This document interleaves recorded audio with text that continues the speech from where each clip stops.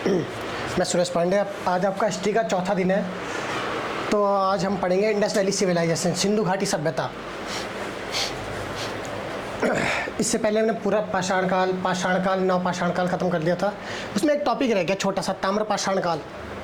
उसको हम Indus valley civilisation के ख़त्म होने के बाद ख़त्म होने के बाद शुरू करेंगे। वो शायद 10-20 मिनट की क्लास होगी, तो वो तो आपकी छोटी सी क्लास होगी, वो हम इसके बाद स्टार्ट करेंगे। तो आज से हम स्टार्ट करेंगे इंडस वैली सिविलाइजेशन। इससे बहुत बार क्वेश्चन पूछे जाते हैं इंडस वैली सिविलाइजेशन से। तो हम स्टार्ट करते हैं इसकी बेसिक नॉलेज, बेसिक जानकारी से।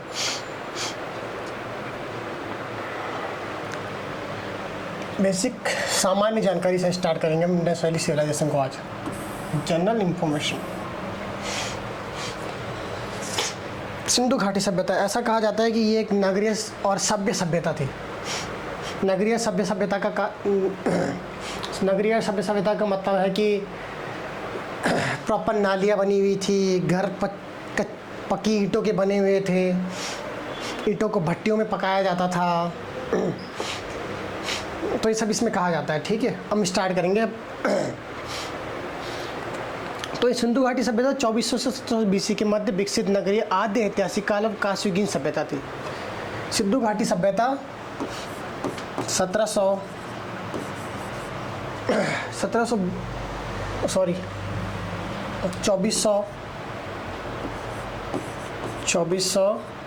BC से 1700 BC के मध्य 1700 BC के मध्य एक आद्य ऐतिहासिक एवं कांस्ययुगीन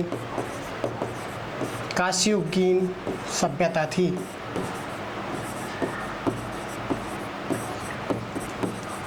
कांस्ययुगीन सभ्यता का मतलब समझ रहे हो? क्या कांसे का प्रयोग हुआ। इससे पहले आपका वो था ना ताम्र पाषाण काल, जो मैंने बताया आपको भी कि मैं इसके बाद पढ़ाऊँगा उसको, ताम्र पाषाण काल को। वो शायद रह गया था। एक छोटा सा टॉपिक है, 10-20 मिनट का है।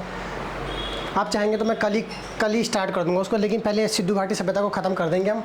उसके बाद हम ताम्र पाषाण काल के बारे में थोड़ा सा पढ़ेंगे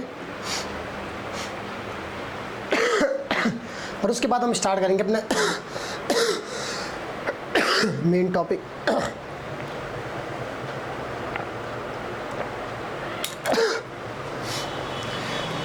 जो सिंधु घाटी सभ्यता के मुख्य निवासी थे, इसके मुख्य निवासी थे आपके मुख्य निवासी द्रविड़ एवं भूमध्य सागरीय लोग। द्रविड़ एवं भूमध्य सागरीय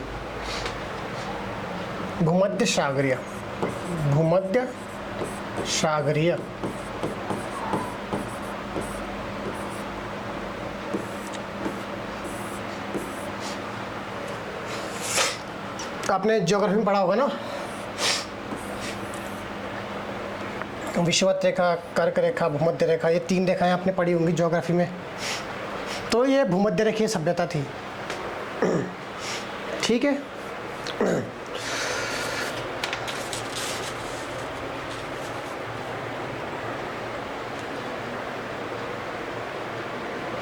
अब इसकी खोज करता कि किसने कब खोज की, कौन सी खोज की।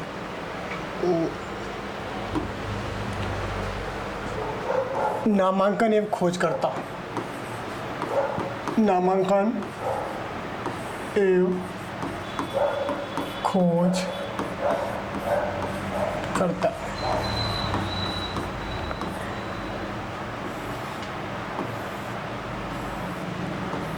प्राचीन इतिहास एक ऐसा टॉपिक है, इसको समझने में थोड़ी सी प्रॉब्लम आती है। अगर इसकी जगह आप आधुनिक इतिहास पढ़ेंगे या सल्तनत काल या मुगल काल पढ़ेंगे, उसमें आपको आसानी होगी, क्योंकि उन पर बहुत सारी ऐसी मूवियाँ बन चुकी है कि हमारी अंडरस्टैंडिंग अच्छी है इन दो मिडिवल हिस्ट्री पे और मॉडर्न हिस्ट्री पे हमारी अंडरस्टैंडिंग अच्छी है। लेकिन एंसेंट हिस्ट्री पे अंडरस्टैंडिंग हमारी अच्छी नहीं होती है, किसी की भी नहीं होती है अच्छी अंडरस्टैंडिंग एंसेंट हिस्ट्री पे। तो इसको पढ़ना थोड़ा सा टफ लगता है, क्योंकि इसे बहुत सारे ऐसे शब्द आते हैं जिनको हमने आज तक नहीं सुना होता है।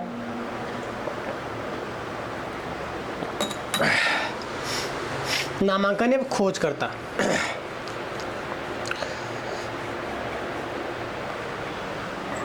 पहले है राय बहादुर दयाराम साहनी। राय बहादुर दयाराम साहनी।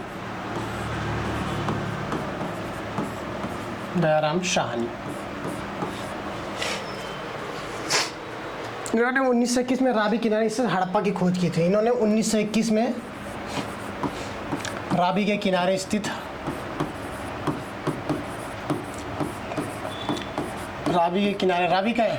स्थित हड़प्पा की खोज की थी।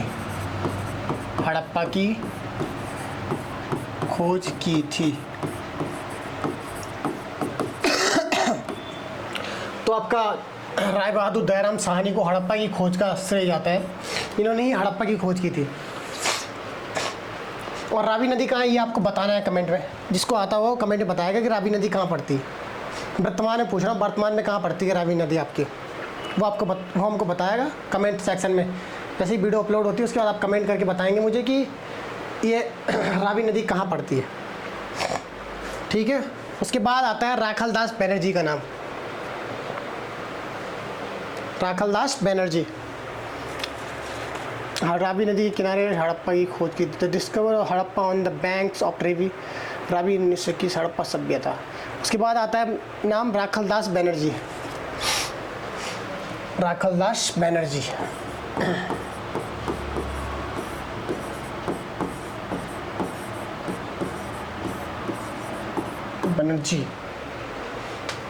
इन्होंने 1922 में सिंधु घाटी की खोज की थी। सिंधु के किनारे स्थित सिंधु के किनारे स्थित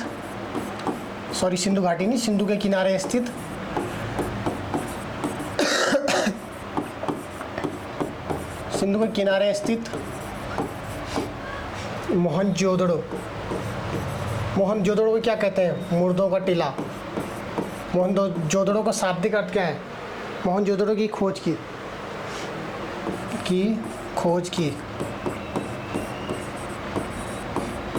मोहनजोदड़ो का शाब्दिक अर्थ क्या होता है?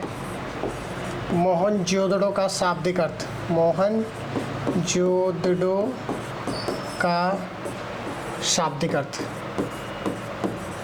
अर्थ इसका शाब्दिक अर्थ होता है मुर्दों का टीला।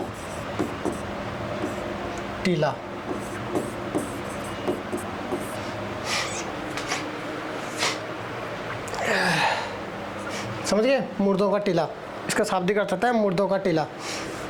तो ये मैं आपको भी ऊपर का बता रहा हूँ। कल से हम जिस चैप्टर के अंदर घुसेंगे और ये जानेंगे कौन से इतिहासकार ने कहाँ पे कब कौन सी नगर की खोज की। जैसे अभी आपका आगे आएगा कालीबंगा, कहाँ से आपको चावल मिले हैं, कहाँ से आपको घोड़े के अवशेष मिले हैं, वो सब मैं आपको कल पढ़ाऊँगा, कल वाली क्लास में।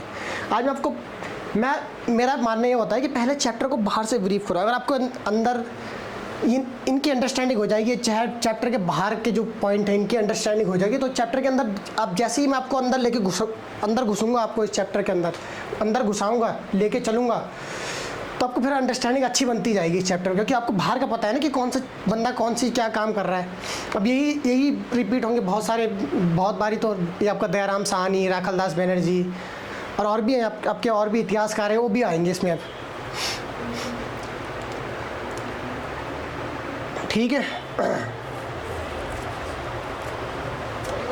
इसको हम कहते हैं, जो ये खोज हुई थी ना, इसको कहते हैं हम, कहाँ लिखूं, यहाँ पे देख लेना है। इसको कहते हैं हम हड़प्पा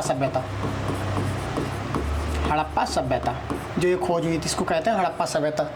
और इसको कहते हैं हम, जो मोहनजोदड़ो की खोज सिंधु नदी की, इसे कहते हैं सिंधु सभ्यता।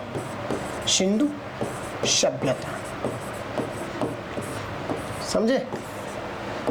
ये दो पॉइंट थे इसमें।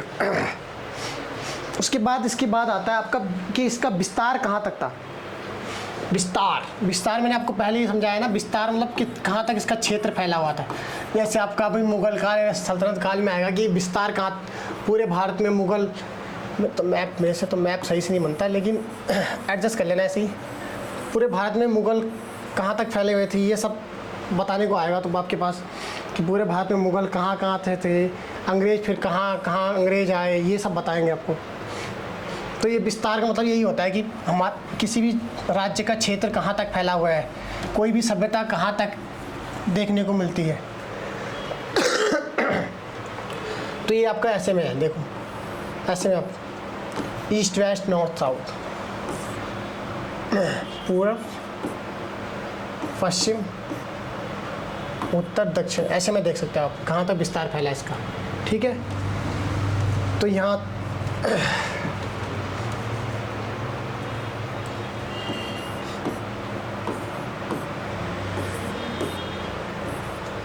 ठीक है, यहाँ कहते हैं मांदा, मांदा जम्मू एंड वो कैसे बनाते हैं एंड JNK, मांदा JNK से लेकर JNK एंड चिनाब नदी, JNK जम्मू एंड कश्मीर और चिनाब नदी से लेकर यहाँ नीचे आपका दाइमाबाद, इसका क्षेत्रीय विस्तार बता रहा हूँ कि यहाँ से लेकर यहाँ तक, यहाँ से लेकर यहाँ तक, ऐसे में जैसे मान लो कि ये किसी इंडिया का नक्शा है तो ये इसका बता रहा है कि ये कौन सा इंडिया, जब विभाजन नहीं हुआ तब की बात हो रही है, चिनाब। ठीक है, तो ये तब की बात हो रही है। दाइमाबाद अहमदनगर महाराष्ट्र गोदावरी, अहमदनगर महाराष्ट्र गोदावरी, अहमदनगर महाराष्ट्र गोदावरी। ठीक है, और इधर था इसका सुतकोंगे डोर, सुतकोंगे सॉरी कांगे, सुतकांगे डोर, सुतकांगे डोर। सुतकांगे डोर आपका बलूचिस्तान दासक नदी, बलूचिस्तान देख रहे हो, बलूचिस्तान तक फैला हुआ था बलूचिस्तान, दाशक नदी। और उधर फैला हुआ था आपका आलमगीर यूपी।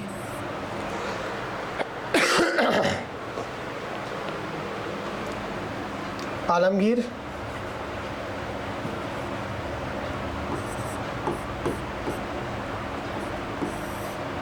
मेरठ यूपी, और आपका हिंडन नदी तक, हिंडन नदी।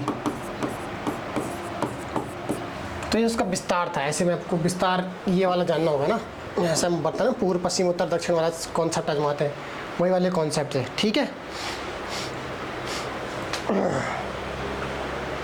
सुतकांगे डोर।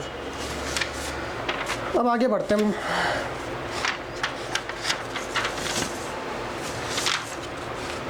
तो मैं आपको एक मैप दिखाऊंगा, अगर आपको दिखेगा तो। ये दिख रहा है आपको? कैमरे के थोड़े नज़दीक ले आता, इस पर तो लाइट नहीं पड़ रही सही से यार। चलो नेक्स्ट स्लाइड में मैं इसको ऐड कराऊंगा, शायद ऐड करवा दूंगा। चलो आपके लिए इसको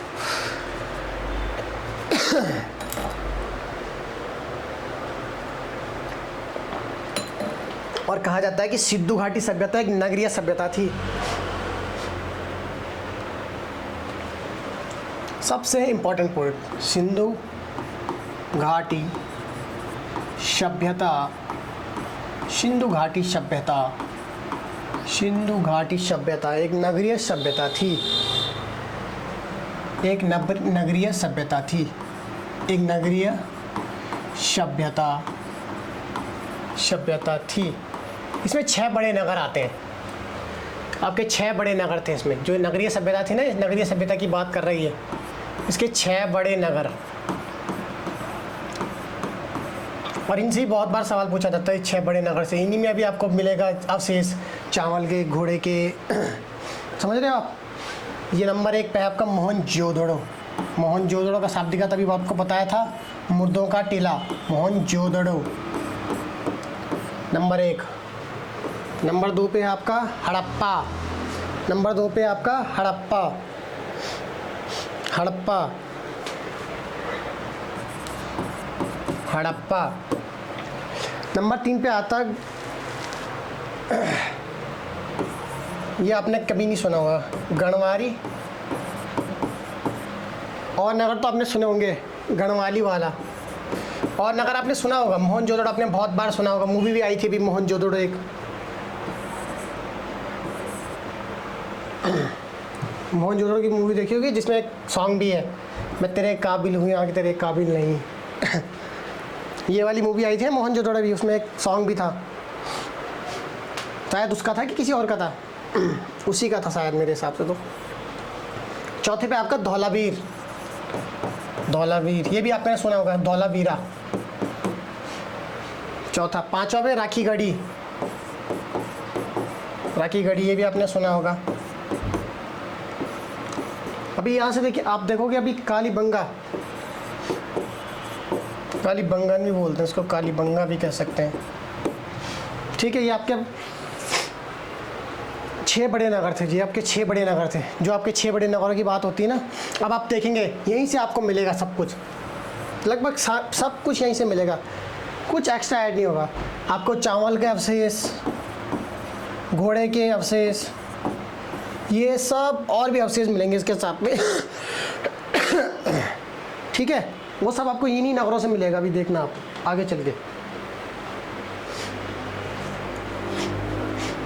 ठीक है।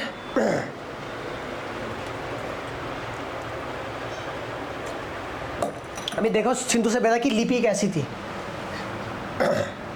इसको ऐड कर देना इधर अलग में, इधर का है लिपि। सिंधु सभ्यता की जो लिपि थी वो भाव चित्रात्मक थी, भाव चित्रात्मक लिपि थी इनकी, जो सिंधु सभ्यता की लिपि। अगर क्वेश्चन पूछे एग्जाम में कि सिंधु सभ्यता की लिपि कैसी थी, तो भाव चित्रात्मक। भाव चित्रात्मक कैसे? चित्रों के माध्यम से भाव व्यक्त किया जाता है। जैसे आपकी आज के टाइम पे इमोजीज आ गई है ना, व्हाट्सएप में आती है आपके पास इमोजीज। गुस्से हो तो गुस्सा वाली इमोजी भेजोगे, हंस रहे हो तो हंस रहे, मजाक कर रहे हो तो मजाक वाली, वैसी इनकी सब उसी तरह से मान सकते हो आप एक तरह से कि इनकी जो लिपि थी वो भाव चित्रात्मक थी। चित्रों के माध्यम से भाव व्यक्त किए जाते थे। ठीक है, जो इनकी लिपि थी वो भाव चित्रात्मक थी। और कैसे लिखी जाती थी? दाएं से बाएं, दाएं से बाएं लिखी जाती थी, दाएं से बाएं लिखी जाती थी, लिखी जाती थी। और अपठित है, कोई पढ़ नहीं पाया इस लिपि को, अपठित। ठीक है, दाएं से बाएं लिखी जाती। देखो यहाँ पे कुछ चित्र बने हुए हैं, कैसे? ऐसे ऐसे ऐसे कुछ चित्र बने होंगे, कुछ ऐसे बने हुए हैं, ऐसे चित्र बने हुए हैं। तो ये भावों को चित्रों के माध्यम से व्यक्त करने की बात करती है। अपठित आद्य ऐतिहासिक काल, आद्य ऐतिहासिक काल। ठीक है,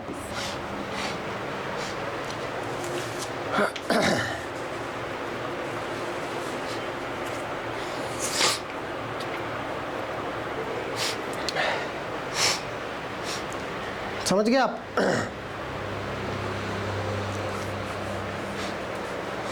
तो बस आपको ऐसे ही पढ़ना है आगे तक।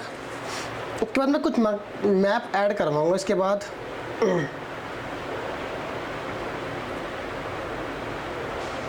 ठीक है, तो आज के लिए शायद बहुत होगा इतना। रुक जाओ,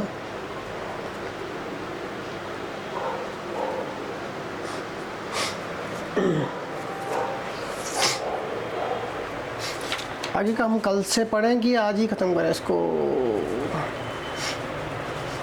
चलो आगे का कल से पढ़ते हैं, आज के लिए इतना ही बहुत है, बाकी कल से